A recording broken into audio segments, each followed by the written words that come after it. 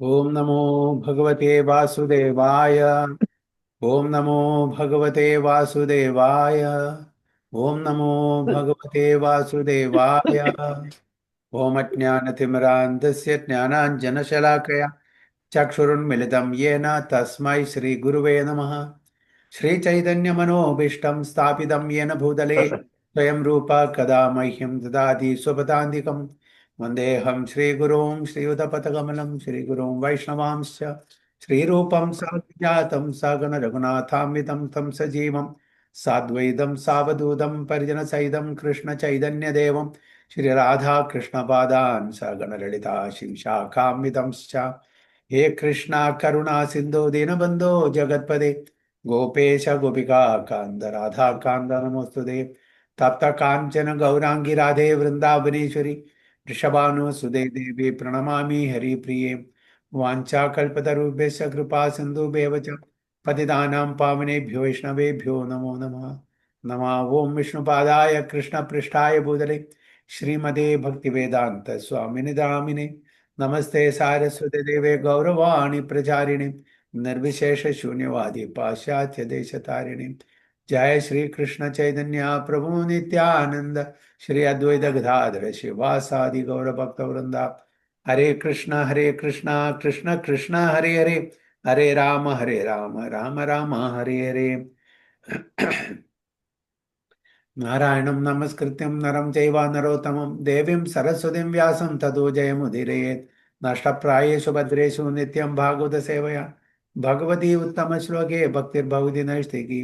मूकं करोति वाचालं भङ्गुं लङ्घायते गिरिं यत्कृपातमहं वन्दे श्रीगुरुं दिनतारिणं परमानन्दमाधवं श्रीचैतन्यमीश्वरं योऽन्तः प्रविश्य मम वाचमिमां प्रसूक्तां सञ्जीवयति अखिलशक्तिधरस्वधाम्नां। अन्यां च हस्तचरणश्रवणतुगादीन् प्राणां नमो भगवते पुरुषाय तुभ्यं। जयतं सुहृदो पङ्गोर्मन्दमन्दिर्गति मत्सर्वस्य पादाम्बुजो राधामदनमोहनो तमादिदेवं करुणानिधानं तमालवर्णं सुहृदावतारम् अपार संसार समुद्र सेतुं भजामहे भागवतस्वरूपम्। परमानंद पाठाय प्रेमवर्ष्यक्षराय ते सर्वदा सर्वसेव्याय श्रीकृष्णाय नमोस्तुमे। गुरुवे गौरचंद्राय राधिकाय तदालये कृष्णाय कृष्णभक्ताय तद्भक्ताय नमो नमः। ഹരേ കൃഷ്ണ ഹരി ഓം തത്സത്. നമ്മളൊന്ന് ചർച്ച ചെയ്യാൻ പോകുന്ന ശ്രീമദ് ഭാഗവതം പ്രഥമ സ്കന്ധം 13-ാമത്തെ അധ്യായം 56-ാമത്തെ ശ്ലോകം മുതൽക്ക്. ധ്വസ്തമായ ഗുണോദാർക്കോ നിരുദ്ധാകരണാശയാ നിവർത്തിതാഖിലാഹാര ആസ്തേ സ്ഥാനുർ ഇവാചലാം തസ്യാന്തരായോ മൈവ മൈവാഭൂ സന്യസ്ഥാഖില കർമ്മണ. ധ്വസ്തമായ ഗുണോദാർക്കോ നിരുദ്ധാകരണാശയാ നിവർത്തിതാഖിലാഹാര ആസ്തേ സ്ഥാനുർ ഇവാചലാം തസ്യാന്തരായോ മൈവാഭൂ സന്യസ്ഥാഖില കർമ്മണ. ഹരേ കൃഷ്ണ. ഹരേ കൃഷ്ണ. ഹരേ ഓം കൃഷ്ണ നമോ പ്രഭു. ഭഗവതേ വാസുദേവായ. ഓം നമോ ഭഗവതേ വാസുദേവായ. ദുഷ്ടമായ ഗുണോദർഗോ നിരുദ്ധകരണാശയഃ നിവർത്തിതാഖിലാഹാര ആസ്തേ സ്ഥാണുരിവാചലഃ തസ്യാന്തരായോ മൈവാഭൂ സന്യസ്താഖില കർമ്മണഃ. വിവർത്തനം. ശ്രീലപ്രഭുപാദയ്ക്ക് ജയം. ഭൗതിക പ്രകൃതിയുടെ ഗുണങ്ങളിൽ സ്വാധീനിക്കപ്പെടുന്ന പ്രത്യാഘാതങ്ങളിൽ ഒന്നിലും പ്രഭാവിതനാകാതെ ആന്തരികവും ബാഹ്യവുമായ സർവ്വ ഇന്ദ്രിയ പ്രവർത്തനങ്ങളും ഉപേക്ഷിച്ച് സമസ്ത ഭൗതിക കർമ്മങ്ങളും പരിത്യജിച്ച ശേഷം പ്രവർത്തന പദത്തിലെ എല്ലാ പ്രതിബന്ധങ്ങളെയും തരണം ചെയ്ത് നിശ്ചേഷനായി നിലകൊള്ളണം. Hare Krishna Prabhuji. Thank you. Hari bol. He will have to suspend all the actions of the senses, even from the outside, and will have to be impervious to interactions of the senses, which are influenced by the modes of material nature. After renouncing all material duties, he must become immovably established beyond all sources of hindrances on the path. ഹരേ കൃഷ്ണ. അപ്പോൾ ഇവിടെ ആരെ പറ്റിയാണ് പറയുന്നത്? ധൃതരാഷ്ട്രയെ പറ്റിയിട്ട്. ധൃതരാഷ്ട്ര എവിടേക്ക് പോയിരിക്കുന്നു? എല്ലാ ഭൗതിക തലത്തിലുള്ള ഇച്ഛകളെല്ലാം വെടിഞ്ഞ് വടക്കോട്ട് പോയിരിക്കുന്നു അല്ലേ? അവിടെ നിന്നാണ് ദേഹത്യാഗം ചെയ്യാൻ വേണ്ടിയിട്ട്. അപ്പോൾ എങ്ങനെയാണ് ദേഹത്യാഗം ചെയ്യുന്നത്? അഷ്ടാംഗ യോഗം ആ പ്രോസസ്സ് പരിശീലിച്ചിട്ടാണ് ചെയ്യുന്നത്. അപ്പോൾ നമ്മൾ അഷ്ടാംഗ യോഗം ചെയ്തിട്ട് ആ സമാധി സ്റ്റേജിലെത്തുമ്പോൾ ടോട്ടലി ഈ മെറ്റീരിയൽ വേൾഡായിട്ട് കട്ട് ഓഫ് ആവും അല്ലേ? ബ്രഹ്മഭൂത പ്രസന്നാസ്മ ന ശോചതി ന കാംക്ഷതി. അപ്പൊ ആ ബ്രഹ്മഭൂത സ്റ്റേജിലെത്തണം. എന്താണ് സ്റ്റേജ്? ബ്രഹ്മഭൂത സ്റ്റേജ് പറഞ്ഞാൽ എന്താണ്? എന്താണ് ബ്രഹ്മഭൂത സ്റ്റേജ്? ലിബറേഷൻ ആണോ പ്രഭുജി? യെസ്, അതായത് 3 ഗുണങ്ങളുടെ അതീതമായി ഭഗവാനും താനും മാത്രം ആ ഒരു അവസ്ഥ. വേറെ ഭൗതിക തലത്തിലുള്ള ഒരു ആഗ്രഹങ്ങളും ഒരു ഇച്ഛയും ബാക്കിയില്ല. ഞാനും ഭഗവാനും മാത്രം അല്ലേ? അതാണ് സമാധി സ്റ്റേജ്. സമാധി സ്റ്റേജില് നമ്മൾ ഭൗതിക ലോകമായിട്ട് ടോട്ടലി കട്ട് ഓഫ് ആയി. ഒന്നും ഒരു കണക്ഷനും ഇല്ല. ഞാനും ഭഗവാനും, അത് ഞാൻ ഭഗവാന്റേതാണ്, ഭഗവാൻ എൻ്റെതാണ്, ആ ഒരു ചിന്ത മാത്രം. അപ്പൊ അത് ട്രാൻസ്, അതാണ് സമാധി ആ സ്റ്റേജിൽ. ഈവൻ നമ്മള് ഉറക്കത്തില്, നമ്മളെ ഉറക്കം 4 സ്റ്റേജസ് ഉണ്ട് അല്ലേ? 4 സ്റ്റേജസ്. ഒന്ന് ജാഗ്രത സ്റ്റേജസ്. ജാഗ്രത എന്ന് പറഞ്ഞാൽ വെയ്ക്ക്ഫുൾനെസ്. ഇപ്പൊ ഇരിക്കുന്ന ജാഗ്രത സ്റ്റേജിലാണ്. നമ്മൾ സംസാരിക്കുന്നത്, നമ്മളുടെ സെൻസസ് എല്ലാം നമുക്ക് അറിയാം എന്തെല്ലാം പ്രവർത്തിക്കുന്നു, ഏതെല്ലാം സെൻസർ പ്രവർത്തിക്കുന്നു. അപ്പോൾ നമുക്ക് വളരെ നമ്മുടെ മനസ്സും നമ്മുടെ സെൻസസും നമ്മുടെ ശരീരവും ഇതെല്ലാം നമുക്ക്, നമ്മൾ സംസാരിക്കുന്നു, നമ്മൾ എന്തെല്ലാം ചെയ്യുന്നു, ഇതെല്ലാം നമ്മുടെ സെൻസസ് കൂടെ നമ്മൾ അനുഭവപ്പെടുന്നു. വേക്ക്ഫുൾനെസ്, ജാഗ്രത. ഓക്കെ. ഉറങ്ങുമ്പോൾ ആദ്യത്തെ സ്റ്റേജ് എന്താണ്? എന്താണ് ആ സ്റ്റേജിനെ പറയാ? സുഷുപ്തിയാണ്. അല്ല അല്ല, ആദ്യത്തെ സ്റ്റേജ് സ്വപ്നാവസ്ഥ. രണ്ടാമത്തെ സ്റ്റേജ് സ്വപ്നാവസ്ഥ. അപ്പോൾ ജാഗ്രത സ്റ്റേജിൽ നമ്മൾ ഉറങ്ങുന്ന സമയത്ത് സ്വപ്നാവസ്ഥയിൽ, ആ സമയത്ത് നമ്മൾ സ്വപ്നങ്ങൾ കാണും അല്ലേ? അപ്പോ നമ്മളുടെ ഫിസിക്കൽ സെൻസസ് വർക്ക് ചെയ്യുന്നില്ല, നമ്മളുടെ ബോഡിയിലെ ഫിസിക്കൽ സെൻസ്. പക്ഷേ അപ്പോഴും mind, intelligence and false ego active. Subtle senses active ആണ്. ഗ്രോസ് സെൻസസ് കട്ട് ഓഫ് ആയി. അപ്പോ വേക്ക്ഫുൾനെസ് സ്റ്റേജിലെ, ജാഗ്രത സ്റ്റേജിലെ എല്ലാ സെൻസസും വർക്ക് ചെയ്യുന്നുണ്ട്, ഗ്രോസ് ആൻഡ് സട്ടിൽ. ഉറങ്ങുന്ന സമയത്ത് സ്വപ്നാവസ്ഥയിൽ നമ്മളുടെ ഗ്രോസ് സെൻസസ് വർക്ക് ചെയ്യില്ല, നമ്മുടെ subtle senses, mind, intelligence and false ego അപ്പോഴും വർക്ക് ചെയ്യുന്നുണ്ട്. അപ്പോഴും നമ്മൾ സ്വപ്നം കാണുന്ന സമയത്ത് നമ്മൾ സുഖിക്കുന്നുണ്ട്, ദുഃഖിക്കുന്നുണ്ട്. നമ്മൾ എന്തെങ്കിലും പേടി സ്വപ്നം കാണുമ്പോൾ നമുക്ക് പേടി തോന്നുന്നു അല്ലെ? ദുസ്വപ്നങ്ങൾ കാണുന്നു, അപ്പൊ നമുക്ക് വേദന അനുഭവിക്കുന്നു. നല്ല സ്വപ്നങ്ങൾ കാണുന്നു, അപ്പൊ നമുക്ക് സന്തോഷം ഉണ്ടാവുന്നു. അപ്പോൾ സട്ടിൽ സെൻസസ് കൂടെ, മൈൻഡ്, ഇന്റലിജൻസ്, ഫോൾസ് കൂടെ നമ്മൾ അത് അനുഭവിക്കുന്നു, ഗ്രോസ് സെൻസിൽ കൂടെ അല്ല. അപ്പോ സ്വപ്നാവസ്ഥ. അത് കഴിഞ്ഞിട്ടുള്ള അവസ്ഥ എന്താണ്? സുഷുപ്തി. അതെ, അവിടെ സുഷുപ്തിയിൽ എന്താണ് സംഭവിക്കുന്നത് വെച്ചാൽ, ഈവൻ സട്ടിൽ സെൻസസും അവിടെ വർക്ക് ചെയ്യുന്നില്ല. സട്ടിൽ സെൻസസും വർക്ക് ചെയ്യുന്നില്ല, ഗ്രോസ് സെൻസസും വർക്ക് ചെയ്യുന്നില്ല, ടോട്ടലി കട്ട് ഓഫ്.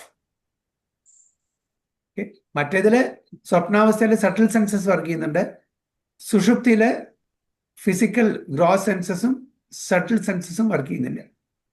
അപ്പൊ അതുകൊണ്ട് എന്താണ്, ടോട്ടലി ഡീപ്പ് സ്ലംബറിൽ പോകും. നമ്മൾ ഈ ഭൗതിക ലോകത്തിലായിട്ട് യാതൊരു കണക്ഷനും ഇല്ല, totally cut off from this material existence. നമ്മൾ ആരാണ്, എന്താണ്, ഒരു ബോധമില്ല. മറ്റേത് ആദ്യത്തെ അവസ്ഥയിൽ നമുക്കറിയാം, ഐ ആം ദിസ് ബോഡി, ഇത് എൻ്റെ റിലേറ്റീവ്സ് ആണ്, ഇതെൻ്റെ വീടാണ്, ഇതെൻ്റെ സ്വത്താണ്, ഇതെല്ലാം ഈ അവസ്ഥ നമുക്ക് അറിയാം. സ്വപ്നാവസ്ഥയിൽ അതൊന്നും അറിയില്ല, ആരാണ് റിലേറ്റീവ്സ്, ആരാണ് ഞാൻ, അതും കൂടി അറിയില്ല. പക്ഷെ സ്വപ്നം കാണുമ്പോൾ നമുക്ക് സുഖം, ദുഃഖം ഇതൊക്കെ അനുഭവപ്പെടുന്നത് കാരണം സട്ടിൽ സെൻസസ് ആക്റ്റീവ് ആണ്, ഗ്രോസ് സെൻസസ് ആക്റ്റീവ് അല്ല. സുഷുപ്തിയിലെ സട്ടിൽ സെൻസസും അതേപോലെ ഗ്രോസ് സെൻസസും ആക്റ്റീവ് അല്ല, പക്ഷേ ടോട്ടലി മെറ്റീരിയൽ വേൾഡ് ആയിട്ട് കട്ട് ഓഫ് ആയി. അതിലും മീതെയുള്ള സ്റ്റേജ് ആണ്, എന്താണ് അതിന് പറയാ? നാലാമത്തെ സ്റ്റേജ്. അത് അഷ്ടാംഗ യോഗയാണ്. ഞാൻ ഉറക്കത്തിന്റെ ആ ഒരു സ്റ്റേജിൽ പറയാണ്. അത് അഷ്ടാംഗ യോഗ സമയത്ത് അവസാനത്തെ സ്റ്റേജ് സമാധി. ഞാൻ ഇപ്പൊ പറയുന്നത് നമ്മുടെ വേക്ക്ഫുൾനെസ് സ്റ്റേജ്, ജാഗ്രത, പിന്നെ സ്വപ്നാവസ്ഥ, ഡ്രീം സ്റ്റേജ്, പിന്നെ സുഷുപ്തി, ഡീപ് സ്ലംബർ, പിന്നെ അവസാനത്തെ എന്താണ് ആർക്കും അറിയില്ല? Fourth stage. അത് ഭക്തന്മാർക്ക് മാത്രമേ ഉണ്ടാവുള്ളൂ ആ സ്റ്റേജ്. ഉണർന്നിരിക്കുന്ന സ്റ്റേജ് ആണ് പ്രഭു, ഉണർന്നിരിക്കുന്ന സ്റ്റേജ്. അല്ല, ഉണർന്നിരിക്കുന്ന ജാഗ്രത പറഞ്ഞില്ലേ, നമ്മളിപ്പോ ജാഗ്രത സ്റ്റേജിലാണ്. ഉണർന്നിരിക്കുന്നത് നമ്മളെ സെൻസസ്, നമ്മൾ അങ്ങോട്ടും ഇങ്ങോട്ടും സംസാരിക്കുന്നു, നമ്മൾ അറിയാം ആരാണ്, അല്ലേ, നമ്മുടെ ബന്ധുക്കളെ അറിയാം, നമ്മുടെ വീടിനെ അറിയാം, എല്ലാം അറിയാം. ഇതൊക്കെ വേക്ക്ഫുൾനെസ് സ്റ്റേജില് ജാഗ്രത. സമാധിയാണോ? സമാധി. സമാധി, സമാധി അഷ്ടാംഗ യോഗത്തിന്റെ ആ സ്ഥലത്തില് സമാധി, യെസ്. അതല്ല, അത് യോഗനിദ്രയാണോ പ്രഭുജി? യോഗനിദ്രയാണോ? നമ്മൾ യോഗനിദ്രയൊന്നുമില്ല, ഭഗവാൻ മാത്രമേ യോഗനിദ്രയിലുള്ളൂ. ഓക്കെ, അത് തുരിയ കേട്ടിട്ടുണ്ടോ? കേട്ടിട്ടുണ്ട്. ആ, തുരിയ സ്റ്റേജ്. ശുദ്ധമായ അവസ്ഥ. അപ്പൊ ആ സ്റ്റേജിൽ എന്താണ് സംഭവിക്കുക അറിയാം ആർക്കെങ്കിലും? നമ്മൾ ഇതുമായിട്ടുള്ള എല്ലാ ബന്ധങ്ങളും വിട്ട് മറ്റേ ഭൗതികമായ സമ്പർക്കമൊന്നും ഇല്ലാത്തൊരവസ്ഥയിലേക്ക് എത്തുക, വളരെ ശാന്തമായ ഒരവസ്ഥ. അത് സുഷുപ്തിയിലുണ്ട്, ഡീപ് സ്ലംബർ. നമ്മൾ അറിയില്ല, ടോട്ടലി നമ്മുടെ എക്സിസ്റ്റൻസ് നമുക്കറിയില്ല. നമ്മളുടെ ആത്മീയ ബോധം ഉണർന്ന അവസ്ഥയായിരിക്കും. നമ്മളും, അതായത് പരമാത്മാവായിട്ടുള്ള ബന്ധം അവിടെ സ്ഥാപിച്ചു. ജീവാത്മാവും പരമാത്മാവും തമ്മിലുള്ള ബന്ധം, അതായത് ജീവേര സ്വരൂപോയ കൃഷ്ണ നിത്യാദാസ എന്നുള്ള ആ ബന്ധം അവിടെ സ്ഥാപിച്ചു അവിടെ. അത് ഭക്തന്മാർക്ക് എങ്ങനെ ആ തലത്തിൽ, അതായത് ഡിവോഷണലി ആരാണോ അഡ്വാൻസ് സ്റ്റേജിലെത്തി അവർ മാത്രമേ ഭഗവാനായിട്ടുള്ള കമ്മ്യൂണിക്കേഷൻ ആ സ്റ്റേജിൽ നടക്കുകയാണ്. അപ്പോഴാണ് ഈ ആചാര്യന്മാർക്കും ശുദ്ധഭക്തന്മാർക്കും ഭഗവാനും ഭഗവാന്റെ ഭക്തന്മാരായിട്ടുള്ള കമ്മ്യൂണിക്കേഷൻ, ഇൻസ്പിരേഷൻ, ഇൻറ്റ്യൂഷൻ. ഓക്കെ, അതായത് ഇപ്പോൾ ഫോർ എക്സാമ്പിൾ ഭഗവാൻ എന്തെങ്കിലും നിർദ്ദേശം കൊടുക്കണം, ഒക്കെ ഈ സ്റ്റേജിലാണ് നടക്കുക, കമ്മ്യൂണിക്കേഷൻ നടക്കുന്നത്. ഇത് തുര്യ സ്റ്റേജ്. ഇതാണ് ഈ 4 സ്റ്റേജ്. അതേപോലെ നമ്മൾ അഷ്ടാംഗ യോഗ ചെയ്യുന്ന സമയത്ത് നമ്മൾ കഴിഞ്ഞ പ്രാവശ്യം പറഞ്ഞ പോലെ ഈ 8 അംഗങ്ങളാണ്. അതിൽ ടോപ്പ് മോസ്റ്റ്, ഏറ്റവും ലാസ്റ്റിലെ ട്രാൻസ്, സമാധി സ്റ്റേജിൽ ഇതാണ് സംഭവിക്കുന്നത്. അപ്പോൾ ഇവിടെ ധൃതരാഷ്ട്രം ആ സ്റ്റേജിലേക്ക് എത്തണം. ഓക്കെ, ശോചതി ന കാംക്ഷതി, യാതൊരു, അതായത് ഭൗതിക തലത്തിലെ യാതൊരു ഡിസൈഡ്സും, നോ വറിയിങ്, നോ ഹാങ്കറിങ്. അപ്പോൾ ആ ഒരു പ്രോസസ്സാണ് ഇവിടെ ധൃതരാഷ്ട്രം എടുക്കുന്നത്. ഭക്തിമാർഗമല്ല, യോഗ പ്രോസസ്സാണ്. അത് വളരെ കഠിനമായിട്ടുള്ളൊരു പ്രോസസ്സാണ്. ടോട്ടലി നമ്മൾ മെറ്റീരിയലിന്റെ കട്ട് ഓഫ് ആവണം. അതാണ് ഇവിടെ പറയുന്നത്. And will have to be impervious to interactions of the senses. Senses is totally cut off. ഒരു ഇന്ററാക്ഷൻ ഉണ്ടാവില്ല. Which are influenced by the modes of. എന്തുകൊണ്ടാണ് സെൻസസ് നമ്മുടെ ഓരോ കാര്യങ്ങളിലും എൻഗേജ് ചെയ്യുന്നത്? ബിക്കോസ് ഓഫ് ദ 3 മോഡ്സ്, 3 ഗുണങ്ങളുടെ അടിസ്ഥാനത്തിൽ ആണ് അതെല്ലാം സെൻസസ് വർക്ക് ചെയ്യുന്നത്. So after renouncing all material duties, he must become immobily established, totally like a stone. യാതൊരു ഉണ്ടായിരിക്കില്ല. Even the breathing will not be there. അതിനും കൂടി കൺട്രോൾ ചെയ്യും. Beyond all sources of hindrances on the path. അങ്ങനെ totally കട്ടാവും. അപ്പൊ ആ തലത്തില് അതാണ് ബ്രഹ്മഭൂത പ്രസന്നാത്മ ന ശോചതി ന കാംക്ഷതി. യാതൊരു ആഗ്രഹം ഉണ്ടാവില്ല. ടോട്ടലി ഞാനും എൻ്റെ ഭഗവാൻ മാത്രം. ഓക്കെ, ഭഗവാൻ ഓരോരുത്തർക്കും എക്സ്ക്ലൂസീവായിട്ട് അവൈലബിൾ ആണ്. നമുക്ക് പേടിക്കേണ്ട ആവശ്യമില്ല. ഓക്കെ, നമുക്ക് ഭഗവാനെ ഷെയർ ചെയ്യേണ്ട ആവശ്യമുണ്ടോ? നമ്മളൊരു സാധനം കൊടുന്നാൽ നമ്മൾ ഷെയർ ചെയ്യണം, അല്ലേ, വീട്ടില്. പക്ഷെ ഭഗവാനെ നമ്മൾ ഷെയർ ചെയ്യണോ? ആവശ്യമുണ്ടോ? ഭഗവാൻ നമുക്ക് ഓരോരുത്തർക്കും എക്സ്ക്ലൂസീവ് ആണ്. ദ്വാരകയിൽ 16,108 പത്നിമാരുണ്ടായിരുന്നു, റാണിമാരുണ്ടായിരുന്നു. ഓരോരുത്തർക്കും ഭഗവാൻ എക്സ്ക്ലൂസീവ് ആയിട്ടുണ്ടായിരുന്നു. അല്ലാണ്ട് 1 മണിക്കൂർ ഈ രാജകൊട്ടാരത്തിൽ, അത് കഴിഞ്ഞിട്ട് 1 മണിക്കൂർ മറ്റേ, അങ്ങനെയല്ല. ഭഗവാൻ എല്ലാവർക്കും, ഭഗവാൻ ഈസ് എക്സ്ക്ലൂസീവ്ലി മൈൻ. ഓരോരുത്തർക്കും അങ്ങനെ കിട്ടും. അപ്പൊ അവിടെ ഒരു കോമ്പറ്റീഷന്റെ ഒരു പ്രശ്നം വരുന്നില്ല. അയ്യോ, ഭഗവാൻ എൻ്റെ വീട്ടിൽ 1 മണിക്കൂറല്ലേ വന്നുള്ളൂ, എൻ്റെ വീട്ടിൽ 10 മിനിറ്റല്ലേ ഇരുന്നുള്ളൂ. അങ്ങനെ യാതൊരു കംപ്ലൈൻറ്റും വരില്ല. കാരണം വെച്ചാൽ നമ്മുടെ ഹൃദയത്തിൽ ഭഗവാൻ, എല്ലാവരുടെയും ഹൃദയത്തിൽ ഭഗവാനുണ്ട്. ആ ഭഗവാനെ നമ്മൾ ഉണർത്തുന്നില്ല, ഉറക്കി കടത്തിയിരിക്കുകയാണ്. കാരണം നമ്മൾ മറ്റ് പല ചിന്തകളിലും മറ്റ് പല ജോലികളിലും ബിസിയാണ്. ഭഗവാനെ അവിടെ ഉറക്കി കിടത്തിയിരിക്കുകയാണ്. നമുക്ക് ഭഗവാൻ ഇപ്പം ആവശ്യമില്ല, ആവശ്യമുള്ളപ്പോൾ ഞാൻ വിളിക്കാം, അപ്പോൾ വേണ്ടത് ചെയ്തു തന്നാൽ മതി. ഇതാണ് നമ്മളുടെ ഓരോരുത്തരെയും മനസ്സിലുള്ളത്. എനിക്ക് ആവശ്യമുള്ളപ്പോൾ ഞാൻ ഭഗവാൻ വിളിക്കാം, അപ്പോൾ ഭഗവാൻ ആ കാര്യങ്ങൾ സാധിപ്പിച്ച് തന്നാൽ മതി. അതല്ലേ? അല്ലാതെ നമുക്ക് വല്ല കാര്യമുണ്ടോ ഭഗവാനെ കൊണ്ട്? അതായത് ഭഗവാനെ നമ്മളൊരു ഓർഡർ സപ്ലയർ ആയിട്ട്, പ്രഭുപാദ് എപ്പോഴും പറയാറുണ്ട്, ഭഗവാനെ ഒരു ഓർഡർ സപ്ലയർ ആയിട്ട് നമ്മളുടെ ആഗ്രഹങ്ങൾ സാധിപ്പിച്ചു തരാനുള്ള ഒരു ആണെന്ന് മാത്രം. അങ്ങനെ ആവരുത്. ഭഗവാൻ എന്താഗ്രഹിക്കുന്നു? ഭഗവാന്റെ പ്രീതിക്ക് വേണ്ടി നമ്മളെല്ലാം എന്ത് കഷ്ടപ്പാട് സഹിക്കേണ്ടി വന്നാലും അത് സഹിച്ച ഭഗവാൻ, കാരണം നമ്മൾ ഭഗവാന്റെ പാർട്ട് ആൻഡ് പാർസലാണ്. നമ്മുടെ പ്രഭുപാദയ്ക്ക് ഒരു വളരെ വരിഷ്ഠ ഭക്തനുണ്ടായിരുന്നു, ഡിസൈപ്പിള്, ഗൗർ ഗോവിന്ദ സ്വാമി മഹാരാജ്. അദ്ദേഹമൊക്കെ കീർത്തനം ചെയ്യുമ്പോൾ, ക്ലാസ് ഒക്കെ എടുക്കുമ്പോൾ ചില സമയത്ത് വളരെ എക്സ്റ്റാറ്റിക് കണ്ടീഷനിൽ പോകും. ഒരു പ്രാവശ്യം അങ്ങനെ മായപ്പൂരിൽ 4 മാസം എക്സ്റ്റാറ്റിക് കണ്ടീഷനിൽ പോയി അദ്ദേഹം. എക്സ്റ്റേണൽ കോൺഷ്യസ്നെസ് ഇല്ല അദ്ദേഹത്തിന്, totally cut off, totally he was in trance. 4 മാസം ആലോചിച്ച് നോക്കും. ഭക്ഷണം കഴിക്കുന്നുണ്ട്, കഴിച്ചിട്ടില്ലെങ്കിലും ഉറക്കമുണ്ടോ, ഒന്നുമില്ല, ഒരു അവയർനെസ്സും ഇല്ല. External consciousness totally cut of ആണ്. അങ്ങനെ 4 മാസമായിരുന്നു അദ്ദേഹം എക്സ്റ്റസിയിൽ പോയത്.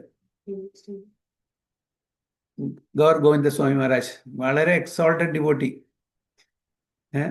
അദ്ദേഹത്തിനെ ആ സമയത്ത് അദ്ദേഹത്തിനെ സേവ ചെയ്യുന്ന ഒരു ഭക്തൻ, അദ്ദേഹത്തിന് നോക്കണം. അപ്പൊ എന്താ ചെയ്യാന്ന് അറിയില്ല, എക്സ്റ്റേണൽ കോൺഷ്യസ്നെസ് ഇല്ലാത്തത് കൊണ്ട് എന്ത് വേണം ചെയ്യും. എക്സ്റ്റാറ്റിക് കണ്ടീഷനിലെ ചിലപ്പോൾ ബിൽഡിംഗ് എടുത്ത് ചാടും ചെയ്യും, എന്ത് വേണം ചെയ്യും. അപ്പോൾ അദ്ദേഹത്തിനെ പരിചരിക്കാൻ വേണ്ടിയിട്ട് ഒരു ഡിവോട്ടി ഉണ്ടായിരുന്നു, ഒരു ഫോറിൻ ഡിവോട്ടി. ആ ഫോറിൻ ഡിവോട്ടി അദ്ദേഹത്തിൻ്റെ സേവകൻ ആ സമയത്ത് അദ്ദേഹത്തിൻ്റെ ആ മെമ്മറി പറയാണ്, അദ്ദേഹത്തിൻ്റെ ആ എക്സ്പീരിയൻസ് മഹാരാജായിട്ടുള്ളത്. അതായത് ഈ മഹാരാജ് രാത്രി എപ്പോഴെങ്കിലും ഇറങ്ങി പോകുമെന്ന് അറിയില്ല. അപ്പോൾ അവിടെ ഡോറിൽ അവിടെ എപ്പോഴും ഉണ്ടായിരിക്കും ഈ ഭക്തൻ സേവകൻ.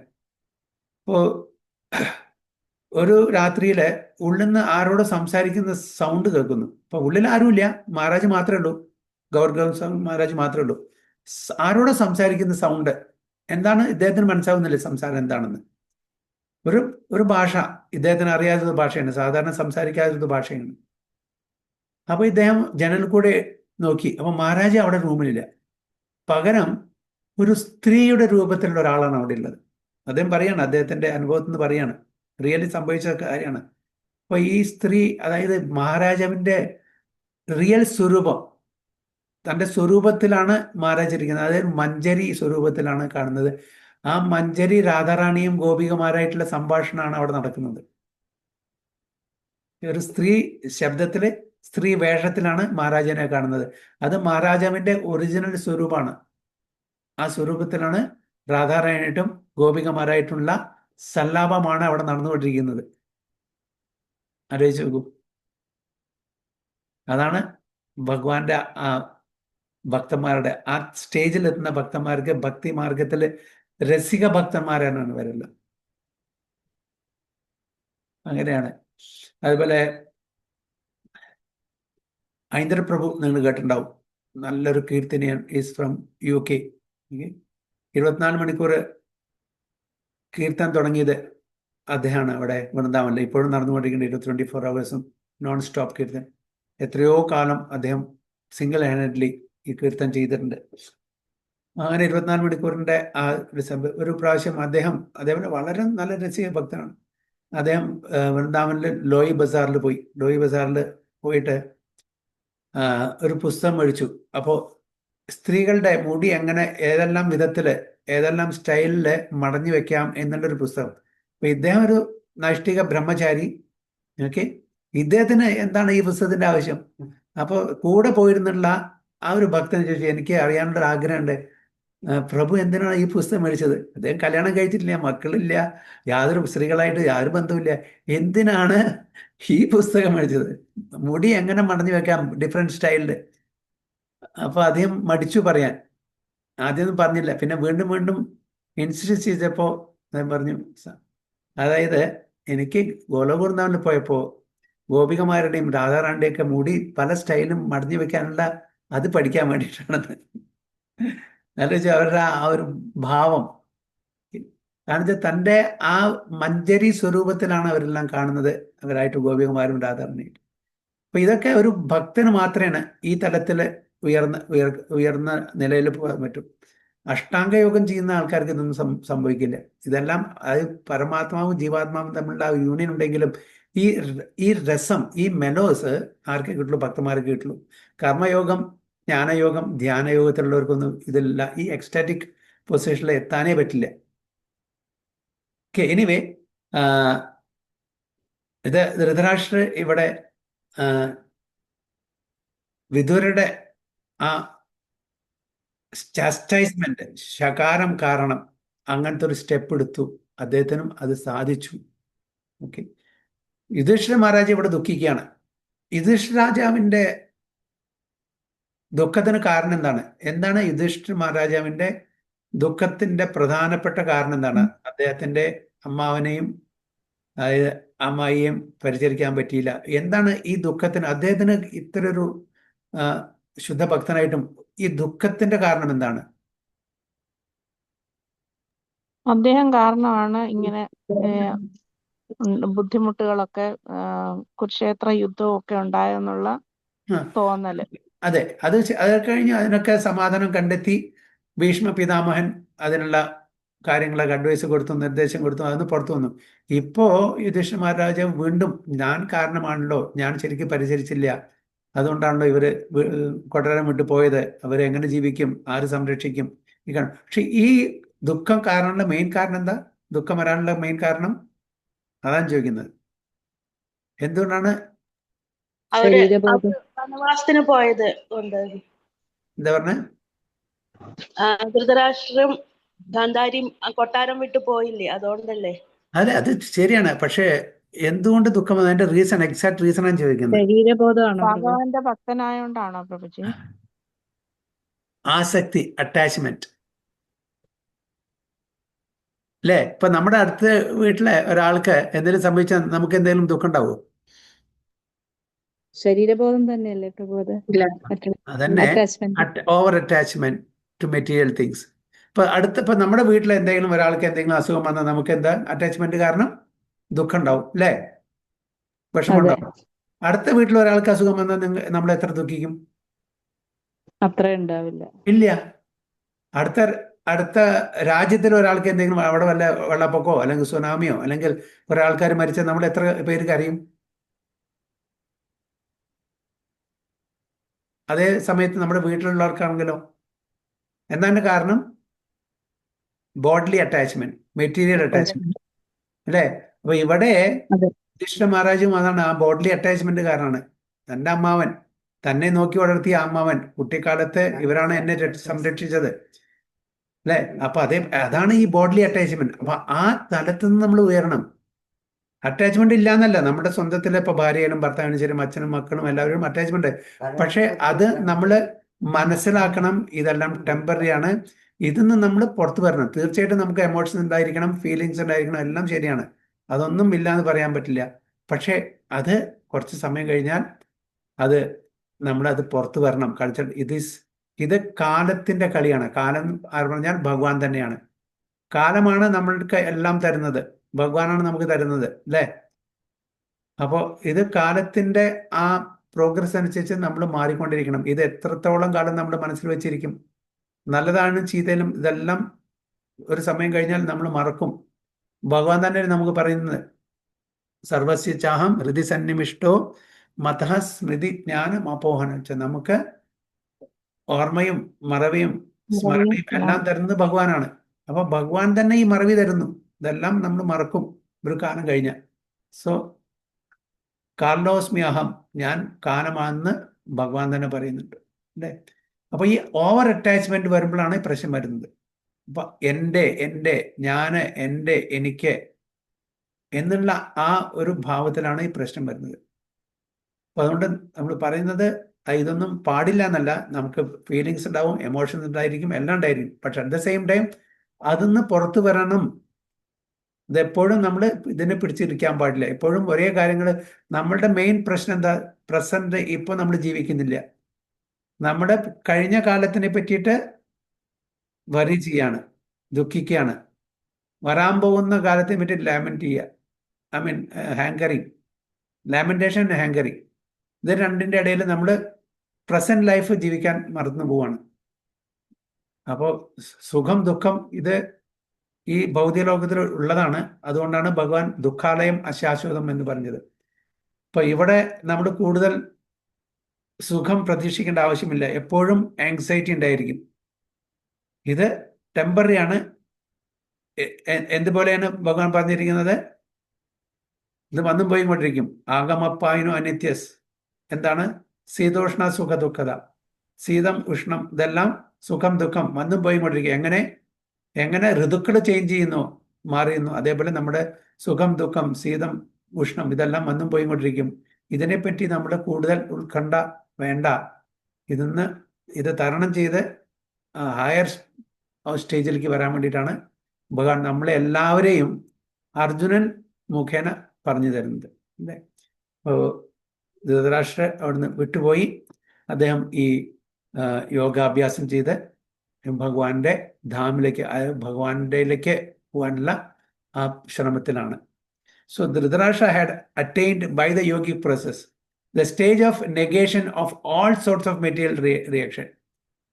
എല്ലാ തരത്തിലുള്ള ഭൗതിക തലത്തിലുള്ള റിയാക്ഷൻസിനും അതിനെ നെഗേറ്റ് ചെയ്തു, അതിനെ ഇല്ലാതാക്കി. എങ്ങനെ? ഈ യോഗി പ്രോസസ്സിലൂടെ. The effects of the material modes of nature draw the victim to indefatigable desires of enjoying matter, but one can escape such false enjoyment by the yogic process. അപ്പോൾ യോഗ പ്രോസസ്സിലൂടെ ഇതിനെല്ലാം നമുക്ക് തരണം ചെയ്യാൻ പറ്റും.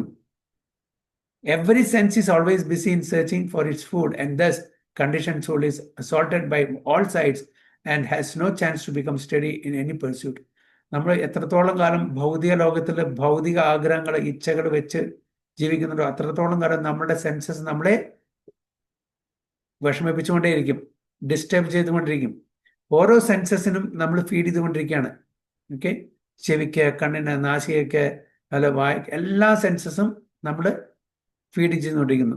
അല്ലെ? ഭക്ഷണം മാത്രമല്ല, കേൾക്കുന്നതെല്ലാം അതെല്ലാം നമ്മുടെ കോൺഷ്യസ്നെസ്സിനെ എഫക്റ്റ് ചെയ്യുന്നു. കാണുന്നത് എഫക്റ്റ് ചെയ്യുന്നു. ഇതെല്ലാം ഫീഡിങ്, നോട്ട് ഓൺലി ആഹാരം, ഭക്ഷണം മാത്രമല്ല. അപ്പോൾ എല്ലാ ഇന്ദ്രിയങ്ങളിലും കൂടി നമ്മളെ ഓരോ ഇൻടേക്ക് എടുത്തുകൊണ്ടിരിക്കുകയാണ്. അപ്പോൾ അത് ചെയ്യുന്നിടത്തോളം കാലം നമുക്ക് ഒരു മുക്തി, ഒരു ലിബറേഷൻ ഫ്രം ദിസ് മെറ്റീരിയൽ എൻടാങ്കിൾമെന്റ് ഉണ്ടായിരിക്കില്ല. അപ്പോൾ ചെവി അതിൻ്റെതായിട്ടുള്ള ഭക്ഷണത്തിന് ആഗ്രഹിച്ചിരിക്കുന്നു. എന്താണ്? ചെവിക്ക് നമ്മളുടെ ഏത് ഗുണത്തിലാണോ നമ്മളുള്ളത് അതിനനുസരിച്ചുള്ള കാര്യങ്ങൾ കേൾക്കണം. അല്ലേ? കണ്ണുകൾക്കും നമ്മൾ ഏത് മോഡലാണോ, ഏത് ഗുണത്തിലാണോ നോക്കുന്നത് അതിനനുസരിച്ചുള്ള സാധനങ്ങൾ കാണണം. അതേപോലെ നാസിക, അതേപോലെ നമ്മുടെ ടങ്, സ്കിൻ, ഇതെല്ലാം അതിൻ്റെതായിട്ടുള്ള ആഹാരം അന്വേഷിച്ചുകൊണ്ടിരിക്കുകയാണ്. അപ്പോൾ അങ്ങനത്തെ ഒരു വ്യക്തിക്ക് ഒരു വിധത്തിലും ഒരു സ്പിരിച്വൽ പെർസ്യൂട്ടിൽ പ്രോഗ്രസ് ചെയ്യാൻ ബുദ്ധിമുട്ടായിരിക്കും. So Maharaja Yudhishthira was advised by Narada not to disturb his uncle by attempting to bring him back. Yudhishthira മഹാരാജാവിന് ഞാനില്ലെങ്കിൽ അദ്ദേഹത്തിനെ പരിചരിക്കാൻ പറ്റില്ല, അദ്ദേഹത്തിനെ സംരക്ഷിക്കാൻ പറ്റില്ല എന്നുള്ള ആ ഒരു മനസ്സിന് കുറ്റബോധം ഉണ്ടായിരുന്നു. ഞാനാണ് അദ്ദേഹത്തിന്റെ സംരക്ഷകൻ എന്നുള്ളത്. അപ്പൊ അതുകൊണ്ട് എന്താണ് നാരദ മഹർഷി പറയുന്നത്? ഒരിക്കലും അദ്ദേഹത്തെ തിരിച്ചു കൊണ്ടുവരാൻ പാടില്ല, ഡിസ്റ്റർബ് ചെയ്യരുത്. Is trying to liberate himself from this material entanglement. ഈ ഭൗതിക എന്താ പറയുക, ബന്ധനത്തിൽ നിന്ന് മുക്തിക്ക് വേണ്ടിയിട്ടാണ് അദ്ദേഹം പോകുന്നത്. അപ്പൊ അതിനെ ഡിസ്റ്റർബ് ചെയ്യാൻ പാടില്ല എന്ന് നാരദ മഹർഷി മഹാരാജ യുധിഷ്ഠിരനോട് പറയാണ്. So never attempt to bring him back home. Okay, അത് വലിയൊരു അപരാധമായിരിക്കും. അങ്ങനെ ആരെങ്കിലും, ഇപ്പോൾ ഏതെങ്കിലും ഒരു വ്യക്തി ഒരു ഡിവോഷണൽ പ്രോഗ്രസ്സിൽ പോകുന്ന ഒരു വ്യക്തിയെ നമ്മൾ തിരിച്ച് വീട്ടിലേക്ക് കൊണ്ടുവന്ന് വലിയൊരു അപരാധമായി അവരോട് ചെയ്യുന്ന വലിയൊരു അപരാധമായിരിക്കും അത്. He was now beyond the attraction of anything material. അപ്പൊ അദ്ദേഹം ഭൗതിക തലത്തിലുള്ള ഇച്ഛകളെല്ലാം വെടിഞ്ഞ് ആ ഒരു മുക്തി മാർഗത്തിലേക്ക് പോയിക്കൊണ്ടിരിക്കുന്ന ഒരു വ്യക്തിയെ തിരിച്ച് വീട്ടിലേക്ക് കൊണ്ടുവരാൻ പാടില്ല എന്ന് നാരദ മഹർഷി പറയുകയാണ്. The material modes of nature, the gunas, have their different modes of activities, but above the material modes of nature is the spiritual mode, which is absolute. അതിന് എന്താണ് പറയുക? നിർഗുണ. 3 ഗുണത്തിന്റെയും അതീതമായിട്ടുള്ള ആ ഒരു തലം എന്ന് പറഞ്ഞാൽ അതിനെ നിർഗുണ. നിർഗുണ എന്നുള്ള വാക്കിനെ മിസ് ഇന്റർപ്രറ്റ് ചെയ്യുന്ന ഒരുപാട് ആൾക്കാരുണ്ട്. ആക്ച്വലി നിർഗുണ എന്ന് പറഞ്ഞാൽ 3 ഗുണങ്ങളും ഇല്ലാത്തത്, ശുദ്ധ സാത്വിക് stage, pure mode of goodness. ഒരു ഗുണമില്ലാത്തത് എന്നല്ല അർത്ഥം. ഗുണമുണ്ട്, പക്ഷെ അത് ഈ 3 ഗുണമല്ല. ഈ 3 ഗുണം ഭൗതിക ഗുണങ്ങളാണ്, പക്ഷേ ആധ്യാത്മിക ഗുണം ഉണ്ടായിന് അല്ലേ. ഇപ്പൊ നിർഗുണ എന്ന് പറഞ്ഞാൽ മായാവാദ ഫിലോസഫിയിലെ ഒരു ഗുണമില്ലാത്തത്, അങ്ങനെയല്ല. ഗുണമുണ്ട്, പക്ഷെ അത് ശുദ്ധ സാത്വിക് ഗുണമാണെന്ന് മാത്രം. 3 ഗുണത്തിൻ്റെയും അതീതമായിട്ടുള്ളത്, അതായത് സ്പിരിച്വൽ ഗുണം, spiritual mode. Nirguna means without reaction. അതിന് യാതൊരു റിയാക്ഷൻ ഉണ്ടാവില്ല. 3 ഗുണത്തിലും നമ്മൾ എന്തൊക്കെ ആക്ടിവിറ്റീസ് ചെയ്താലും അതിന് റിയാക്ഷൻസ് ഉണ്ടാവും. ഓക്കെ, സത്വഗുണമായാലും ശരി, രജോ ഗുണമായാലും ശരി, തമോ ഗുണമായാലും ശരി, അതിന് റിയാക്ഷൻസ് ഉണ്ടാവും.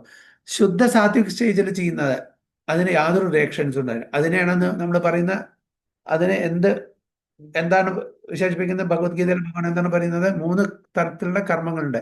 അതിൽ ഏത് കർമ്മമാണ് ഇതിൽ വരിക? നിർഗുണ, വിതൗട്ട് റിയാക്ഷൻ? അകർമ്മമാണ്. അകർമ്മം. യെസ്, അകർമ്മം. യാതൊരു റിയാക്ഷനും ഇല്ല, കാരണം അത് ഭഗവാന്റെ പ്രീതിക്ക് വേണ്ടി ചെയ്യുന്നതാണ്, നമ്മളുടെ ഇന്ദ്രിയ തൃപ്തിക്ക് വേണ്ടി ചെയ്യുന്നതല്ല. അപ്പൊ അതിനെ അകർമ്മം ചെയ്യുന്നു. So the spiritual mode and its effects are identical. അപ്പോൾ അതായത് സ്പിരിച്വൽ മോഡ് എന്ന് പറഞ്ഞാൽ നിർഗുണാവസ്ഥയും അതിന്റെ എഫക്റ്റും ഐഡന്റിക്കൽ ആണ്. Therefore, the spiritual quality is distinguished from its material counterpart by the word നിർഗുണ. അതുകൊണ്ടാണ് അതിനെ നിർഗുണ എന്നുള്ള വാക്കുകൊണ്ട് വിശേഷിപ്പിച്ചിരിക്കുന്നത്. After complete suspension of the material modes of nature, one is admitted to the spiritual sphere. അപ്പോൾ ഈ 3 ഗുണത്തിൽ നിന്നും നമ്മൾ ഉയർന്ന തലത്തിലേക്ക് പോയാൽ, അതായത് ശുദ്ധ സാത്വിക് സ്റ്റേജിലേക്ക്, ആ തലത്തിലേക്ക് ഉയർത്തപ്പെട്ടാൽ മാത്രമാണ് നമ്മൾ സ്പിരിച്വൽ റെൽമിലേക്ക് പോകുള്ളൂ, സ്പിരിച്വൽ എബോർഡിലേക്ക് പോകാൻ പറ്റുള്ളൂ. And action dictated by the spiritual mode is called devotion service. അപ്പോൾ അതിനാണ് ശുദ്ധ ഭക്തി എന്ന് പറയുന്നത്. ഡിവോഷൻ സർവീസ് നമ്മൾ ചെയ്യുന്നതും ഡിവോഷൻ സർവീസ്, പക്ഷേ പ്യുവർ ഡിവോഷൻ സർവീസ് അല്ല. കാരണം നമ്മൾ ചെയ്യുന്ന ഡിവോഷൻ സർവീസിൽ എന്താണ് ഒരു അപാകത, എന്താണ് ഒരു കുറവ്, പോരായ്മ?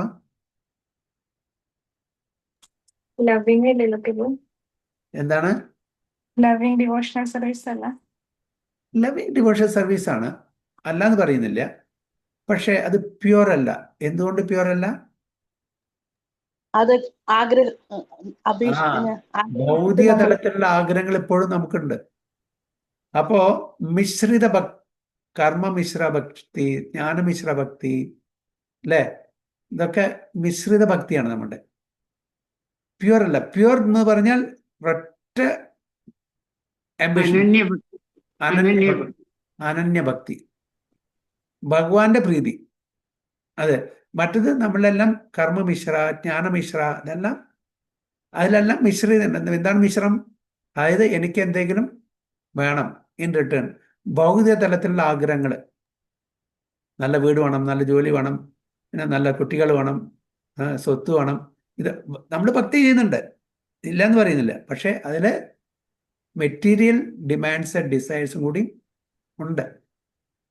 അപ്പോൾ ഇതെല്ലാം complete suspension of the material modes of nature ആണ്. കംപ്ലീറ്റ് യാതൊരു തരത്തിലുള്ള ഒരു ഭൗതിക തലത്തിലുള്ള ആഗ്രഹങ്ങൾ വേണം. ആഗ്രഹങ്ങളില്ലാതിരിക്കാൻ പറ്റില്ല. ആഗ്രഹങ്ങളില്ലാണ്ട് ഒരാൾക്കും ജീവിക്കാൻ പറ്റില്ല. എല്ലാവർക്കും ആഗ്രഹമുണ്ട്, പക്ഷെ അതിനെ എന്ത് ചെയ്യണം? അതിനെ നമ്മൾ ട്രാൻസ്ഫോം ചെയ്യണം. മെറ്റീരിയൽ ഡിസൈൻസിനെ സ്പിരിച്വൽ ഡിസൈൻസ് ആക്കിയിട്ട് മാറ്റുക, അത്രേ പറ്റുള്ളൂ. അപ്പൊ ആ സമയത്ത് മാത്രമാണ് one is administrate to the spiritual sphere and action dictated by the spiritual mode is called devotion. അപ്പൊ അതിനെയാണ് ഡിവോഷൻ സർവീസ് ഓർ ഭക്തി. അപ്പൊ ഇവിടെ ഈ ഡിവോഷൻ സർവീസ് എന്ന് പറഞ്ഞാൽ നമ്മൾ മനസ്സിലാക്കേണ്ടത് നമ്മൾ ചെയ്യുന്ന ആ ഡിവോഷൻ സർവീസ് അല്ല, അതും ഡിവോഷൻ സർവീസ്, പക്ഷെ അത് പ്യുവർ അല്ല. അതിൽ കലർപ്പുണ്ട്. ആ കലർപ്പാണ് 3 ഗുണത്തിൽ നമ്മളിപ്പോഴും ജീവിക്കുന്നു. 3 ഗുണത്തിൽ എത്രത്തോളം കാലം നമ്മൾ ജീവിക്കുന്നു അത്രത്തോളം കാലം നമുക്ക് ഭൗതിക തലത്തിലുള്ള ആഗ്രഹങ്ങളുണ്ടായിരിക്കും. അപ്പൊ 3 ഗുണത്തിൻ്റെലും അതീതമായിട്ട് നിൽക്കണമെന്നുണ്ടെങ്കിൽ നമ്മൾ പ്യുവർ ഡിവോഷൻ സർവീസ് പ്രാക്ടീസ് ചെയ്യണം. So bhakti is therefore nirguna, attained by direct contact with absolute. ഇതാണ് ഇവിടെ പറയുന്നത്. ഭക്തി ഈസ് ദെയർഫോർ നിർഗുണ, അതായത് 3 ഗുണത്തിന്റെ അതീതമായി ശുദ്ധ സാത്വിക് സ്റ്റേജിലുള്ള ആ ഭക്തിയാണ് നിർഗുണം. അപ്പം നമ്മളുടെ ഇപ്പോഴത്തെ ഭക്തി നിർഗുണമല്ല. കാരണം നമ്മൾ ഒന്നല്ലെങ്കിൽ സത്വഗുണത്തിലോ അല്ലെങ്കിൽ രജോ ഗുണത്തിലോ അല്ലെങ്കിൽ തമോ ഗുണത്തിലായിരിക്കും. നമ്മൾ ഭക്തി ചെയ്യുന്നുണ്ട്, ഇല്ല എന്ന് പറയുന്നില്ല, പക്ഷെ പ്യൂർ അല്ല. അപ്പോൾ പതുക്കെ പതുക്കെ നമ്മൾ ഇമ്പ്രൂവ് ചെയ്ത് ഏറെ ആ നിർഗുണ അവസ്ഥയിലേക്ക് എത്തണം. Pure mode of goodness. അതാണ് പ്യൂർ ഡിവോഷൻ സർവീസ് ആയിട്ട് കണക്കാക്കുള്ളൂ. We are all practicing devotees. We are all progressing slowly and gradually, day by day. ഓരോരുത്തരും വ്യത്യസ്തമായിട്ടുള്ള പ്രോഗ്രസ്സിലായിരിക്കും. എല്ലാവരും ഒരേപോലെ ആയിരിക്കില്ല. ഓക്കെ, അപ്പോൾ we are all practicing devotees. We are doing devotion service.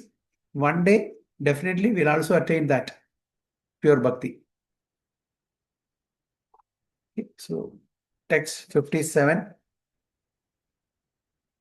सवा अद्यतनाद् राजन् परता पंचमेहनी कलेवरं हास्यति स्वं तस्सा भस्मी भविष्यति सवा अद्यतनाद् राजन् परता पंचमेहनी कलेवरं हास्यति स्वं तस्सा भस्मी भविष्यति. हरे कृष्णा. ഹരേ കൃഷ്ണ. ഓം നമോ ഭഗവതേ വാസുദേവായ. സവ അദ്യതനാദ് രാജൻ പരദാ പഞ്ചമേഹനി കളേവരം ഹാസ്യതി സ്വം തച്ച ഭസ്മി ഭവിഷ്യതി. വിവർത്തനം by his divine grace AC Bhaktivedanta Swami Prabhupad. Srila Prabhupad കി ജയ്. വിവർത്തനം. അല്ലയോ രാജാവേ, മിക്കവാറും ഇന്നേക്ക് 5-ാം ദിവസം അദ്ദേഹം ദേഹം ഉപേക്ഷിക്കും. അനന്തരം അദ്ദേഹത്തിന്റെ ശരീരം ഭസ്മമായി തീരും. ഹരേ Krishna. Good. O king, he will quit his body most probably on the 5th day from today, and his body will turn to ashes. അപ്പോൾ ആരാണ് പറയുന്നത്? നാരദ മഹർഷി യുധിഷ്ഠിര മഹാരാജൻ പറയാണ്, ഇന്ന് മുതൽക്ക് 5-ാമത്തെ ദിവസം അദ്ദേഹത്തിന്റെ ദേഹം വെടിയും. എൻ്റെ സ്വന്തം ശരീരത്തിൽ നിന്ന് അഗ്നി തന്നെ അതിനെ ഭസ്മമാക്കും എന്നാണ് പറയുന്നത്. ഇപ്പം നാരദ മഹർഷി ത്രികാലജ്ഞാനിയാണ്. അദ്ദേഹം ശുദ്ധഭക്തനാണ്. നമ്മളെപ്പോലെ പ്രാക്ടീസിങ് ഡിവോട്ടീസ് ഒന്നല്ല. അദ്ദേഹം ശുദ്ധ പ്യൂർ ഡിവോഷൻ സർവീസ്. എവിടെ പോവുകയാണെങ്കിലും അദ്ദേഹത്തിന് പാസ്പോർട്ടും വിസയുടെ യാതൊരു ആവശ്യമില്ല. ഫ്രീ എൻട്രി ആണ്, ആരും ചോദിക്കില്ല. അപ്പോൾ അദ്ദേഹത്തിന് അറിയാം. അതായത് അതുകൊണ്ടാണ് അദ്ദേഹം പറയുന്നത്, ഇന്ന് മുതൽക്ക് 5-ാമത്തെ ദിവസം അദ്ദേഹത്തിൻ്റെ ഈ ഭൗതിക ശരീരം വെടിയും. പിന്നെ ആ അഗ്നിയിൽ തന്നെ അദ്ദേഹം ഭസ്മമായി തീരും. അതായത് ആ കൂട്ടിൽ നിന്നും ആത്മാവിനെ മോചിപ്പിച്ചു, ഭഗവാന്റെ തൃപ്പാദങ്ങളിലേക്ക് പോകും എന്നാണ് എൻ്റെ അർത്ഥം. Yoga പ്രോസസ്സിലൂടെ. Narada Muni's prophecy prohibited Yudhishthira Maharaja from going to the place where his uncle was staying, because even after quitting the body by his own mystic power, Dhritarashtra would not be in need of any funeral ceremony. അപ്പോൾ യുധിഷ്ഠിര മഹാരാജാവിനെ വിലക്കിയിരിക്കുകയാണ്, അവിടെ പോകാൻ പാടില്ല, അദ്ദേഹം തൻ്റെ ദേഹം വെടിയും. പിന്നെ അത് മാത്രമല്ല, അതിനുശേഷം ഒരു ഫ്യൂണറൽ സെറിമണിയുടെ ആവശ്യമില്ല. ഇങ്ങനെ യോഗ അഭ്യാസം ചെയ്തിട്ട് ദേഹം വെടിയുന്ന ആൾക്കാർക്ക് നമ്മൾ സാധാരണ ചെയ്യുന്ന ആ ഒരു ഫ്യൂണറൽ സെറിമണി, ഫ്യൂണറൽ റൈറ്റ്സ്, അല്ല അന്ത്യേഷ്ടി, അതിൻ്റെ ആവശ്യമില്ല എന്താണ് പറയുന്നത്. Narada Muni indicated that his body by itself would burn to ashes automatically. ഒരു എക്സ്റ്റേണൽ ഇഗ്നിഷൻ്റെ ആവശ്യമില്ല. The perfection of yoga system is attained by such mystic power. The yogi is able to quit his body by his own choice of time and can attain any planet he desires by turning the present body into ashes by self-made power. അപ്പോൾ ഈ യോഗ സിദ്ധി കൊണ്ട് അവർക്ക് ഏത് ഗ്രഹത്തിലേക്കും ഏത് പ്ലാനറ്റിലേക്കും പോകാനുള്ള കഴിവുണ്ട്. അപ്പോൾ ഈ യോഗസിദ്ധി 2 തരത്തിൽ നമുക്ക് യൂസ് ചെയ്യാം. ഭൗതിക തലത്തിലും യൂസ് ചെയ്യാം, ആധ്യാത്മിക തലത്തിലും. അപ്പോൾ ഒരാൾക്ക് ഹെവൻലി പ്ലാനറ്റ്സിൽ പോകണമെന്നുണ്ടെങ്കിൽ അതിനും ഈ യോഗസിദ്ധിക്ക് പറ്റും. അതാണ് ആഗ്രഹം വെച്ചാൽ അതും നടക്കാം. അല്ല, ഭഗവാന്റെ ധാമിലേക്ക് പോകണം, ഭഗവാന്റെ പാദത്തിലേക്ക് പോകണം, അതും. പിന്നെ അവർക്ക് വേറൊരു ഇതും കൂടി ഉള്ളത്, ദേ ക്യാൻ ചൂസ് ടൈം, എപ്പോഴാണ് ദേഹം വെടിയേണ്ടത് ആ സമയം കൂടി തരും. അങ്ങനെ ഇച്ഛാമൃത്യു വരം കിട്ടിയിട്ടുള്ള ആരായിരുന്നു? ഭീഷ്മർക്ക്. അതുകൊണ്ടാണ് ശരശയിൽ ഇത്രയും ദിവസം കടന്ന് എന്തിനായിരുന്നു ഭഗവാൻ കൃഷ്ണന്റെ ആ ദർശനം കണ്ടിട്ട് വേണം അല്ലേ തന്റെ ദേഹം മുടിയാൻ ഇച്ഛാമൃത്യു. അത് ആരാണ് കൊടുത്തത്? ചന്ദനം മഹാരാജാവ്. ചന്ദൻ മഹാരാജ്, സ്വന്തം അച്ഛൻ തന്നെ അല്ലേ. അപ്പോ അങ്ങനെ ഇച്ഛാമൃത്യു ഉള്ളൊരു വരം കൂടി ഉണ്ടായിരുന്നു വിഷ്ണു. ഇവിടെ ഇങ്ങനെ യോഗ സിസ്റ്റം ചെയ്തിട്ടും അവർക്ക് ഈ ഒരു പൊസിഷനിൽ എത്താൻ പറ്റും. ഇച്ഛാമൃത്യു, അതായത് ഏത് സമയം ചൂസ് ചെയ്യാം. ചില നമ്മൾ കേട്ടിട്ടുണ്ടാവും പല കഥകളിലും. ചില യോഗിവര്യന്മാര്, ആചാര്യന്മാര്, ഞാൻ എൻ്റെ എല്ലാം ശരിയായിക്കോളൂ, സമാധി ഒരുക്കിക്കോളൂ, ഇന്ന ദിവസം ഇന്ന സമയത്ത് ഞാൻ സമാധിയാവും എന്ന് പറയും അല്ലേ. അങ്ങനത്തെ പല കാര്യങ്ങളും പല കഥകളും നമ്മൾ കേട്ടിട്ടുണ്ട്. ഇതെല്ലാം അവരുടെ യോഗിക് പവർ കൊണ്ടാണ്, തപോബലം കൊണ്ടാണ് അവർക്കത് ചെയ്യാൻ പറ്റുന്നത്. So the yogi is able to quit his body by his own choice of time ഏത് സമയത്ത് and can attain any planet. ഏത് പ്ലാനറ്റ് ആഗ്രഹിക്കുന്നോ അവിടേക്ക് പോകാൻ പറ്റും. പക്ഷേ അത് ഭൗതിക തലത്തിലുള്ള പ്ലാനറ്റ്സ് ആണെങ്കിൽ എന്താണ് അതിൻ്റെ ഒരു പ്രശ്നം? എന്താണ്? തിരിച്ചു പോകേണ്ടി വരും. വീണ്ടും തിരിച്ചു വരണ്ടേ? വീണ്ടും തിരിച്ചു വരേണ്ടി വരും അല്ലേ. വീണ്ടും തിരിച്ചു വരണ്ട. അതാണ് ഒരു പ്രശ്നം. അപ്പൊ അതിനായിരിക്കരുത് ഈ യോഗി പ്രോസസ് യൂസ് ചെയ്യുന്നത്. ഓക്കെ, അദ്ദേഹം യോഗ ചെയ്തു. ആര്? ഹിരണ്യകശിപു.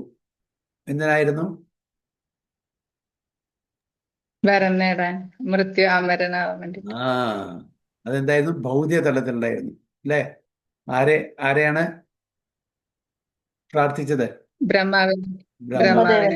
ബ്രഹ്മദേവനെ. ധ്രുവ മഹാരാജ് ആരെയാണ് പ്രാർത്ഥിച്ചത്? ഭഗവാൻ വിഷ്ണുവിനെ. വിഷ്ണുവിനെ. വിഷ്ണുവിനെ. രണ്ടുപേർക്കും വരം കിട്ടി അല്ലേ. പക്ഷെ ഏതാണ് നമ്മൾ ചെയ്യേണ്ടത്? ധ്രുവ മഹാരാജിന്റെ ചെയ്യണോ അതോ മഹാരാജ്. മഹാരാജ്. അപ്പൊ ധ്രുവ മഹാരാജിന് ആഗ്രഹങ്ങൾ ഉണ്ടായിരുന്നിട്ടും അദ്ദേഹത്തിന്റെ ആഗ്രഹങ്ങളെ പ്യൂരിഫൈ ചെയ്തു ഭഗവാൻ വിഷ്ണു അല്ലെ. പ്യൂരിഫൈ ചെയ്തു. അതുകൊണ്ട് അദ്ദേഹത്തിന്റെ ഭൗതിക തലത്തിലുള്ള ആഗ്രഹങ്ങളെല്ലാം പോയി. ഒരു ആഗ്രഹം വേണ്ട, എനിക്കില്ല. അപ്പോ ഭഗവാനെ കണ്ടതിന് ശേഷം എനിക്ക് യാതൊരു ഭൗതിക ഇച്ഛയും ഇല്ല എന്നാണ് പറഞ്ഞത്. പക്ഷെ ഇവിടെ എന്തായിരുന്നു? ഹിരണ്യകശിപുവിന് ബ്രഹ്മാവിനെ ഉപാസിച്ചപ്പോ അദ്ദേഹത്തിന്റെ ഭൗതിക ആഗ്രഹങ്ങൾ മാറുക ചെയ്ത് അല്ല. അപ്പൊ ആരെ പ്രാർത്ഥിക്കണം നമ്മള്? ഇതൊന്ന് നമുക്കൊരു ക്ലാരിറ്റി കിട്ടുമല്ലോ. ഭഗവാൻ അല്ലേ. അധോക്ഷജ. അതാണ് ഉത്തമ ഭക്തി. അപ്പൊ ഭഗവാനെ പ്രാർത്ഥിച്ചാൽ നമ്മളെ റിസ്ക് എടുക്കുന്നില്ല. റിസ്ക് ഇല്ല അവിടെ. നമുക്ക് യോഗ്യത ഉണ്ട്, നമുക്ക് നല്ലതാണെങ്കിൽ ഭഗവാൻ തരും, ഇല്ലെങ്കിൽ തരില്ല. അപ്പൊ അവിടെ റിസ്ക് ഇല്ല. മറ്റുള്ളവരെ പ്രാർത്ഥിച്ചാൽ അവരെ പ്രീതിപ്പെടുത്തിയാൽ, ബ്രഹ്മാവാനും ശരി, ശിവനാനും ശരി, ഗണപതി ആരായാലും ശരി, അവരെ പ്രാർത്ഥിച്ചാൽ അവിടെ റിസ്ക് ഫാക്ടർ ഉണ്ട്. കാരണം നമ്മൾ ആഗ്രഹിക്കുന്നത് അവർ തരും. അവരെ പ്രീതിപ്പെടുത്തിയാൽ അതിന്റെ വരുമാനായി അവർ നോക്കില്ല. പിന്നെ എന്താണ് അതിന്റെ കോൺസിക്വൻസ് അവർ നോക്കുന്നില്ല. അവർ തഥാസ്തു പറഞ്ഞിട്ട് പോവും.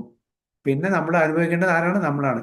നേരെ മറിച്ച് ഭഗവാനെ പ്രാർത്ഥിച്ചാൽ ഭഗവാൻ അത് നമുക്ക് നല്ലതാണോ എങ്കിൽ മാത്രം തരും, നല്ലതല്ലെങ്കിൽ തരില്ല. ഞാനൊരു 10 മില്യൺ റുപ്പീസ് വേണം, എനിക്ക് ഭഗവാനോട് പ്രാർത്ഥിക്കുകയാണ്. അപ്പോൾ ഭഗവാൻ അറിയാം എൻ്റെ സ്വഭാവം.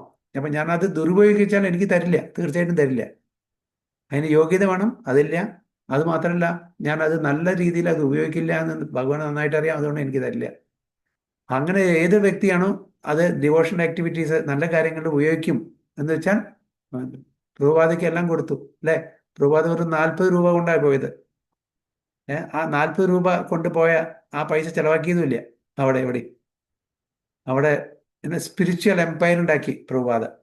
എത്രയോ $multi-billion വർത്തുള്ള സ്പിരിച്വൽ എംപയറാണ് ഭഗവാൻ പ്രഭുപാദയ്ക്ക് കൊടുത്തത്. അപ്പോൾ ഭഗവാൻ അറിയാം പ്രഭുപാദ ഇത് വേണ്ട വിധത്തിലേ അത് ഉപയോഗിക്കുള്ളൂ. അപ്പം എല്ലാവർക്കും കൊടുക്കില്ല. അപ്പോൾ അതുകൊണ്ട് എപ്പോഴും നമ്മൾ പ്രാർത്ഥിക്കുമ്പോൾ, ഈവൺ നമുക്ക് മെറ്റീരിയൽ ഡിസൈസ് ഉണ്ടെങ്കിലും, അകാമ സർവ കാമോവ മോക്ഷകാമ ഉദാരതി തീവ്രേണ ഭക്തി യോഗേന യജേത പുരുഷം പരം. അപ്പം ആരെ പ്രാർത്ഥിക്കണമെന്ന് പറഞ്ഞിരിക്കുന്നത്? യജേത പുരുഷം പരം, പരംപുരുഷനെ. പരംപുരുഷൻ ഭഗവാൻ വിഷ്ണു. അപ്പോൾ വിഷ്ണുവിനെ പ്രാർത്ഥിച്ചാൽ നമുക്ക് റിസ്ക് ഇല്ല, റിസ്ക് അവോയ്ഡ് ചെയ്യാൻ പറ്റും. ഒരു തരത്തിലും നമ്മൾ കെണിയിൽ ചെന്ന് പെടില്ല. നമുക്ക് യോഗ്യതയുണ്ട്, നമുക്ക് അർഹത ഉണ്ടെങ്കിൽ അത് ഭഗവാൻ തരും, അർഹത ഇല്ലെങ്കിൽ അത് ഭഗവാൻ, കാരണം അത് നമുക്ക് നല്ലതല്ല എന്ന് ഭഗവാൻ നന്നായിട്ട് അറിയും. അപ്പോൾ ഭക്തി എപ്പോൾ പ്രാക്ടീസ്, ഭക്തി ഭജത എന്ന് പറഞ്ഞാൽ അത് വിഷ്ണു മാത്രം, വിഷ്ണു തത്വങ്ങൾക്ക് മാത്രം. മറ്റുള്ള ആൾക്കാരെ നമ്മൾ അഡോർ ചെയ്യണം, അപ്രീഷിയേറ്റ് ചെയ്യണം, അവരെ സ്തുതിക്കണം, അവരുടെ ആ പൊസിഷൻ വെച്ചിട്ട്, അവർ ഏത് തലത്തിലാണ് അത് ആ പൊസിഷൻ വെച്ചിട്ട് ബിഫിറ്റിംഗ് മാനറിൽ നമ്മൾ അവരെ തീർച്ചയായിട്ടും അഡോർ ചെയ്യണം. പക്ഷെ ഭജിക്കുക, ഉപാസിക്കുക. ഭഗവത്ഗീതയിൽ എന്താണ് പറയുന്നത്? മന്മന ഭവ മത് ഭക്തോ മധ്യാജിമാം നമസ്കുരു. അല്ലേ? എന്നെ ഭജിക്കാനാണ് പറയുന്നത്, എന്നെ പ്രണാം ചെയ്യാൻ, എന്നെ സ്മരിക്കാൻ, എന്നെ വർഷിപ്പ് ചെയ്യാൻ.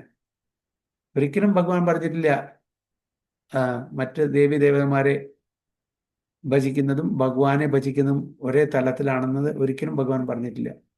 അപ്പോൾ അങ്ങനെ ഉണ്ടെങ്കിൽ അത് ഏതെങ്കിലും ശാസ്ത്രത്തിലും അതിനെപ്പറ്റി പ്രതിപാദിക്കുമായിരുന്നു, അത് പറഞ്ഞിട്ടില്ല. അപ്പോൾ ഭജ മീൻസ് ആ വാക്ക് ഭഗവാന് മാത്രമാണ്, വിഷ്ണു തത്വങ്ങൾക്ക് മാത്രമാണെന്ന് മനസ്സിലാക്കുക. ടെക്സ്റ്റ് 58. ദഹ്യമാനേ അഗ്നിഭിർദേഹേ പത്യോ പത്നീ സഹോതജേ ബഹി സ്ഥിതാ പതിം സാധ്വേ തം അഗ്നിം അനുവേക്ഷ്യതി. ദഹ്യമാനേ അഗ്നിഭിർദേഹേ പത്യോ പത്നീ സഹോതജേ ബഹി സ്ഥിതാ പതിം സാധ്വി തം അഗ്നിം അനുവേക്ഷ്യതി. ഹരേ കൃഷ്ണ. ഹരേ കൃഷ്ണ പ്രഭു. ഹരേ വായിച്ചോളൂ. എന്താ? ഹരേ കൃഷ്ണ.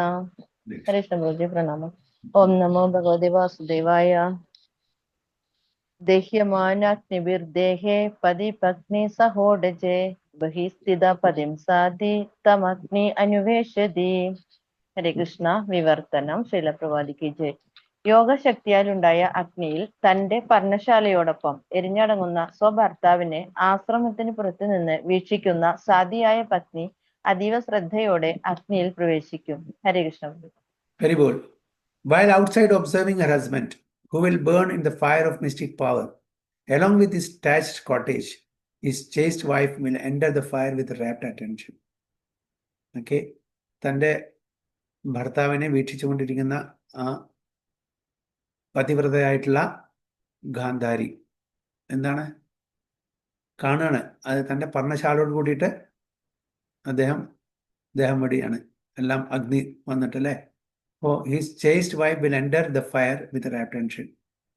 ഓക്കെ, അപ്പോൾ ഗാന്ധാരിയും ആ ഫയറിൽ, ആ അഗ്നിയിൽ ചാടിയിട്ട് തൻ്റെ ദേഹത്യാഗം ചെയ്യാണ്. അതിനാണ് സതി എന്നുള്ള ആ ഒരു പേരിൽ അറിയപ്പെടുന്നത്. പക്ഷെ ആ സതി തെറ്റിദ്ധരിക്കപ്പെട്ടിട്ടുള്ള ഒരു പദമാണ്. അത് ഫോഴ്സ്ഫുള്ളി ചെയ്യാൻ പാടില്ല, ഇച്ഛയാൽ ചെയ്യുന്നതാണ് സതി. പിന്നീട് പിൽക്കാലത്ത് അത് ആൾക്കാരെ ഫോഴ്സ് ചെയ്യാൻ തുടങ്ങി, അത് തെറ്റാണ്. തൻ്റെ ഭർത്താവിന് ശേഷം എന്നെ നോക്കാനും എന്നെ സംരക്ഷിക്കാനും എനിക്ക് താല്പര്യമുള്ള ആരുമില്ല, അതുകൊണ്ട് അദ്ദേഹത്തിൻ്റെ കൂടെ ഞാനും കൂടി ദേഹം വെടിയുന്നു എന്നല്ല, ഇച്ഛയാൽ ചെയ്യുന്ന ഒരു കാര്യമാണ് സതി. അതിന് തെറ്റിദ്ധരിക്കപ്പെട്ടിരിക്കുന്നു എന്ന് പ്രഭുപാദ ഈ പർപ്പോട്ടിൽ പറയുന്നത്. നോക്കാം എന്താണെന്ന്. Gandhari was an ideal chaste lady, a life companion of her husband, and therefore, when she saw her husband burning in the fire of mystic yoga, along with his cottage of leaves, she despaired. She left home after losing her 100 sons, and in the forest she saw that her most beloved husband was also burning. Now she actually left alone, and therefore she entered the fire of her husband, followed her husband to death. ആരുമില്ല, 100 മക്കളും മരിച്ചു, ഹസ്ബൻഡും മരിച്ചു, ഇനി ആരുമില്ല, എന്തിനു ജീവിക്കണം, അപ്പം ഞാനും സതി എന്നുള്ള ആ പ്രക്രിയയിലൂടെ ദേഹം അവസാനിപ്പിക്കാം എന്ന് ഗാന്ധാരി വിചാരിച്ചു. കാരണം she's A chase lady, Pativrata നാരിയാണ്, ഇച്ഛയാണ് ചെയ്യുന്നത്. ഒരിക്കലും ഒരാളെ നിർബന്ധിക്കാൻ പാടില്ല, അത് ചെയ്താൽ തെറ്റാണ്. So now she actually felt alone, and therefore she entered the fire of her husband and followed her husband to death. അപ്പം കൂടെ പോയി. അതാണ് പതിവ്രത നാരി അന്നത്തെ കാലത്ത് ചെയ്തിരുന്നത്. ഇന്നത്തെ കാലത്ത് ചെയ്യാൻ പറ്റില്ല, ചെയ്യാൻ പാടില്ല. കാരണം ആ തലത്തിലല്ല ബന്ധങ്ങൾ ഇപ്പോൾ കലിയുഗത്തിന്റെ പ്രഭാവത്താൽ അങ്ങനത്തെ ഒരു ചേസ്റ്റ് ലേഡീസ് ഇന്ന് കാണില്ല, അതേപോലെ ചേസ്റ്റ് ഹസ്ബൻഡ്സും കാണില്ല. So this is not recommended in the age of Kali. So this entering of a chaste lady into the fire of her dead husband is called the sati rite. Sati. And the action is considered to be most perfect for a woman. അന്നത്തെ കാലത്ത് ഒരു സ്ത്രീയെ സംബന്ധിച്ചോളം അത് perfect ആണ് ആ ഒരു പ്രക്രിയ, അതിനാരും വിമർശിക്കില്ല. In a later age, the sati rite became an obnoxious criminal affair because the ceremony was forced upon even an unwilling woman. ഏത് സ്ത്രീക്കാണ് അത് ചെയ്യാനുള്ള താല്പര്യമുള്ളത്, അവരും കൂടിയും അതിനെ നിർബന്ധിച്ച് സതി എന്നുള്ള ആ ഒരു